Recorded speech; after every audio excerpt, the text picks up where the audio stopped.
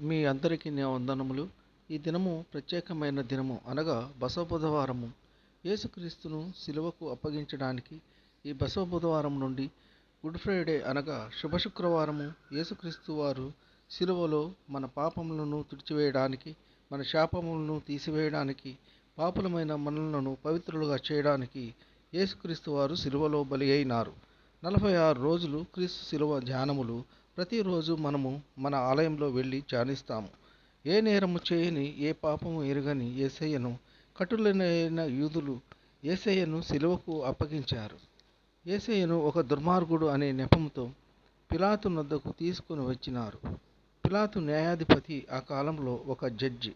అతని యందు ఏ నేరము నాకు కనబడలేదు అని తెలియజేసినారు.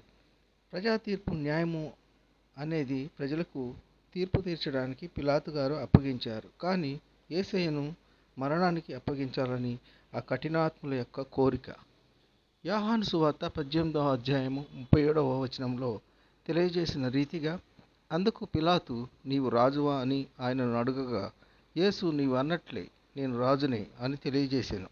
మరియు సత్యమును గూర్చి సాక్ష్యమిచ్చుటకు నేను పుట్టి తిని అని అనగానే పిలాతుకు అర్థమైంది, యేసయ్య దోషి కాదు, న్యాయవంతుడు, సత్యవంతుడు అని పిలాతుకి అర్థమయ్యి, అయినా పస్కా పండుగ రోజున నేరస్తులలో ఒకని విడుదల చేయటానికి నాకు అధికారం కలదు కనుక యూదుల రాజును విడుదల చేయటానికి సిద్ధమైనాడు. ప్రజలందరికీ ఇష్టమేనా అని అడిగినారు.